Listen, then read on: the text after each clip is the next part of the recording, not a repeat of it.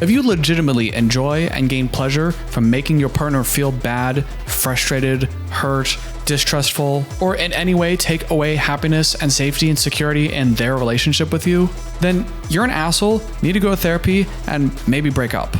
Before I get to the rant, I did want to say that as mad as Manuel makes me, I will still try to see things from his perspective later on in the video, so stick around for that. And with that out of the way, let's get into why I seem to hate him so much. Manuel and Ashley are going to couples therapy to work on their communication issues. And while some couples we've seen on the show struggle with literal communication and that they don't speak each other's language very well, Ashley and Manuel understand each other just fine. The problem here seems to be that Ashley tries to talk to Manuel about things, and instead of responding, he just plugs his ears and mocks her the whole time, like a petulant child. I disfruto yéndome. Despite that, Ashley has somehow managed to drag Manuel to go to couples therapy, but not without kicking and screaming. They're driving to couples therapy together, and Ashley's trying to be optimistic and say, hey, let's keep an open mind and try to work on things, when Manuel rudely interrupts and rejects the entire process by saying, nope, I'm not going to change. I like the way I am. This is dumb. Which, right off the bat, good luck getting that guy to change. I get that it's normal for a couple to go to couples therapy and both partners kind of thinking it, I'm the good one, it's really their problem that we need to fix. Mister, I don't have anything I need to work on. That's kind of an annoying bias, but at least there's some belief or understanding that there's something that needs to be fixed. But if Manuel is already mocking this whole experience and just bragging about how he's definitely not going to change, this is a waste of time. Okay, bro, are you really that happy in your life? Can you not just put your fragile ego aside for 5 seconds and recognize that at least your partner wants to figure something out? Or do you not care about what your partner thinks and you're entirely self-motivated by protecting your own fragile ego? Well, okay, I guess I'm getting a bit ahead of myself. Let's keep watching. Before therapy starts, Manuel tells us that their big problem is that Ashley misunderstands things and then just starts causing problems with me. But when she starts making up problems, he just prefers to avoid it, shut his mouth, and just walk away. Okay, here's another pet peeve of mine. Communication is a two-way street. Person A has some idea in their head that they then spew words out into the atmosphere, hoping that person B will take in those words and then have a similar idea in their head that person A had in theirs. Sometimes things go wrong, and the idea that person A has in their head does not match the idea that is in person B's head. That's called a miscommunication. What's important to recognize about this process, however, especially for the Manuels of the world, is that the only thing you really know is that a miscommunication took place. You do not know how the miscommunication took place. And it's incredibly frustrating and unproductive to say, well, I communicated perfectly, I nailed it, you just misunderstood everything, this is all your fault. It's a two-way street, dude, and assuming that it's all the other person's fault is just an act of useless ego and hubris. Although, technically, all he said was, she misunderstands me, so it could be that he's just saying that this communication process does break, and isn't necessarily saying that it was her fault. I don't know that's what he meant, but I'm just going to assume that for now. So they meet the therapist, and she's bilingual, so that's pretty cool. And Manuel is still kicking and dragging his feet, being like, okay, go, you two have fun, I'm gonna stay out here, which is the second time he made that joke. And Ashley starts telling the therapist that she's having a difficult time trusting Manuel because he's not really being very forthright about some things. I think she's referring to his family that's nearby and that whole situation, which we'll talk about later, but I also think that it's just a general thing with him that when he pushes back and avoids talking about anything, that it's naturally going to trigger some feelings like, why are you running away all the time? Why does it seem like you don't want to talk about things? Because he actually doesn't want to talk about things. And Manuel defends himself by saying, well, I have a private life, so, whatever, shove it. Ashley explains that whenever she tries to talk to Manuel about this, he'll just sit on the couch, watch TV, and just basically give her the cold shoulder, which irritates her because that's really irritating. And when the therapist tries to tell Manuel, I understand that maybe, you don't want to talk about things, but when you give her the silent treatments and you brush her off, that makes her react more, that makes the situation worse. Manuel hears that and says, well, that's when I get to just sit back and enjoy.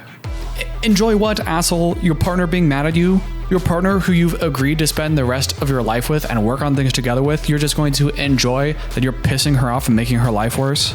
His complaint is, well, I try to say something, and then it's all Ashley's fault that she just misunderstands me, and then she freaks out, and then I ignore everything and just run away from the problem. And okay, at least we can work with that, but then he also says that he basically purposely instigates her to make her blow up and sits back and just enjoys it. So which one is it, Manuel? You can't have your cake and eat it too. You can't say that everything is her fault for overreacting and then say you purposely make her overreact because you enjoy it. By the way, it's worth mentioning that in the episodes we've seen so far, Seen zero affection from Manuel towards Ashley. When she tries to hug him or kiss him, he just pushes her away the whole time. Don't cry, don't overreact. Whenever they talk about something or have a disagreement, he's just gonna sit there, make silly faces, purposely instigate her, brush her off, not talk about things. And then when pressed, say that he knows everything. I know what a witch is, you don't. I don't like dogs, so I'm making the rules about dogs. And being this dysfunctional is already really frustrating to watch, but what really irritates me the most and really pushes me over the edge is that during this whole process, when Ashley is getting more frustrated and trying to figure things out, he's just sitting there smirking. He mocks her feelings. He mocks her having a reaction. He says that he enjoys the process of getting her all riled up. Okay, bro, then why are you in a relationship? Why are you with this person at all if you get such pleasure out of them being in pain? You know who else pushes people around to make them feel bad in a smug way to make yourself feel superior and inflate your own ego?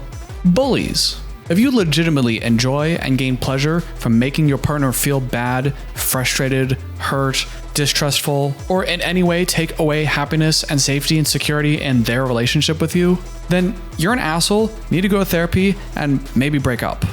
It seems like you got a guy that doesn't want to talk about anything, and if you ever do want to talk about something with him, you maybe have to force him, corner him, which already makes you feel like they're not willing to meet you halfway. But you corner him and he finally starts saying something, but maybe he's not very skilled in communicating. He doesn't seem like he would be that skilled or that bright in being emotionally aware and intelligent. So maybe instead of saying something vulnerable and really understandable, maybe he says something like, well, I don't really like hanging out with you that much, or something that just kind of maybe a little hurtful. And now that you're a little bit not on the same page and you gotta go, okay, what do you mean by that? So, let's figure this out. Then it might seem like he just folds and goes, I tried saying something and you didn't like that I told you that I didn't like hanging out with you. I don't know why. I'm just being honest and you didn't like that. So now I'm not gonna talk about anything at all. You're just gonna go freak out. I'm gonna go just watch the TV and just not cooperate. It can seem like a fragile person who doesn't want to talk about anything, avoids any kind of conflict, and doesn't want to work on anything together. And if you have a dynamic like that, then when something comes up that might trigger some insecurity for Ashley, like, hey, why are these people I've never met who are claiming to be your family calling me 20 times a day, and they live nearby and you never told me about them? Was this your plan all along? Am I a backup? Am I just a method for you to go to be together with your family? If you were in a relationship where you feel like you could bring things up and say, hey, I know this sounds silly, but this thought came into my mind, it's a little weird, could you help reassure me? Then maybe the Ashley in this situation never gets to that point where she's really that scared, because she knows at the end of the day, she has a partner that's cooperative and wants to meet halfway. But because they have this dynamic and Manuel isn't very forthright and really trying to figure things out together, it now seems like what may otherwise not be that sketchy or weird now seems extra sketchy and weird, and escalates a problem into something bigger than it needed to be if Manuel was just more comfortable being upfront and saying, oh, I know how it could seem, let's figure this out together.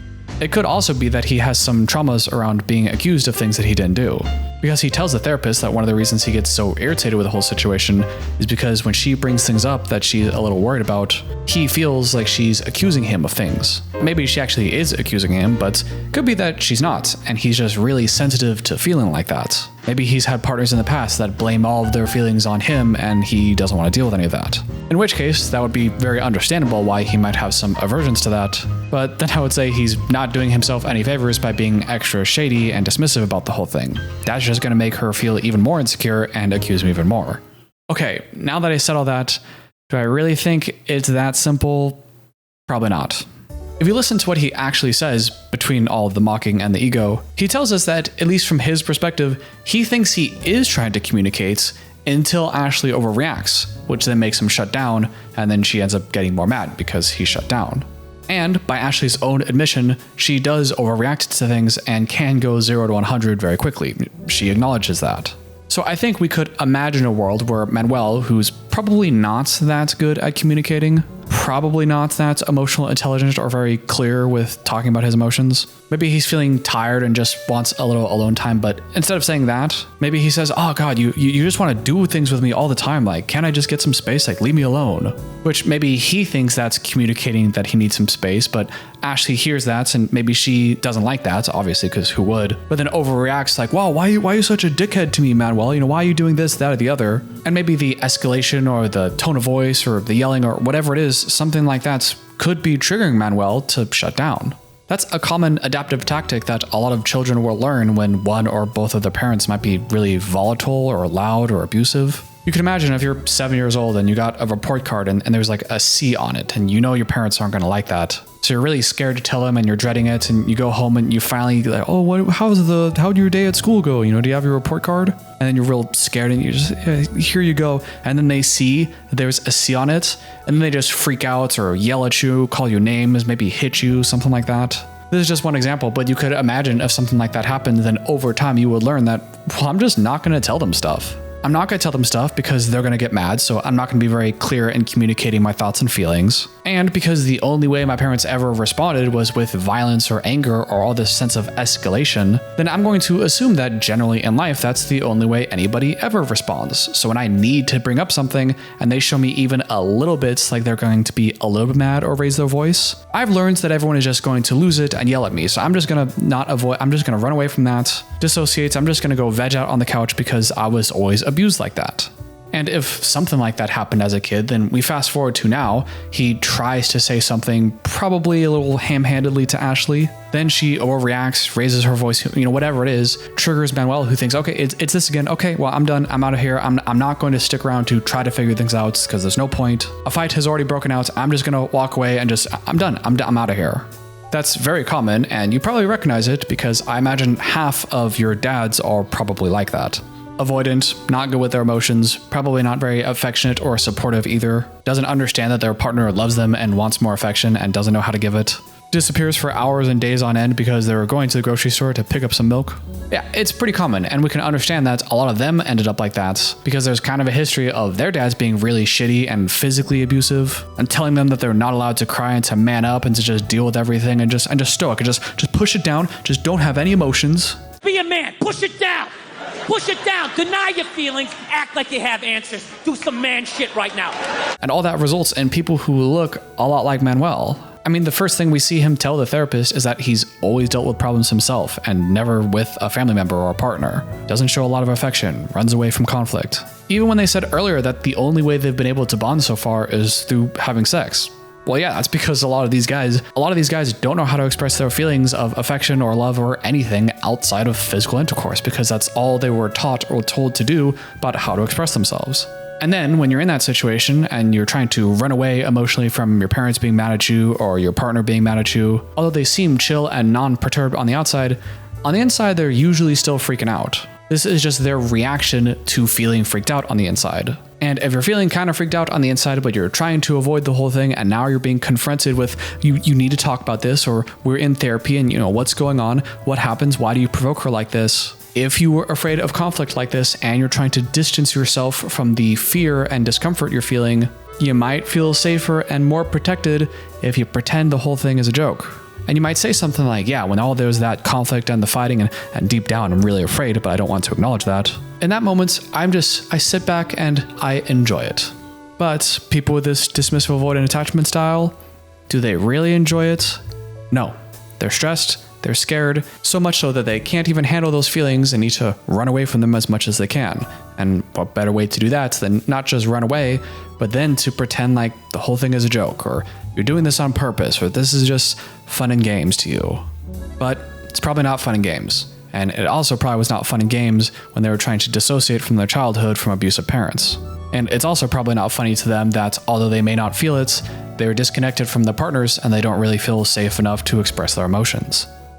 At the end of the day, although I'd like to say that I really don't like Manuel, that he's really frustrating and just really annoying, he's just the worst guy ever, I recognize that intellectually it would be more accurate to say that I find him really triggering, because I've been in a long-term relationship with someone just like that. Someone that didn't want to talk about anything, didn't want to meet me halfway in any regard, and seemingly started to relish at how frustrated I would get when I would try to do everything we can to fix the relationship, while she would refuse to acknowledge even the bare minimum of what was going on and just mocked me for having feelings. That's a bit of an oversimplification, but you get my point. It's still not good. His behavior certainly doesn't look healthy or productive, and it's almost a certainty that the relationship will not work out if he doesn't at least try to figure this out a little bit. But to say he's the worst cast member we've ever seen, if I really felt that, then that's probably on me. I mean, Big Ed still exists.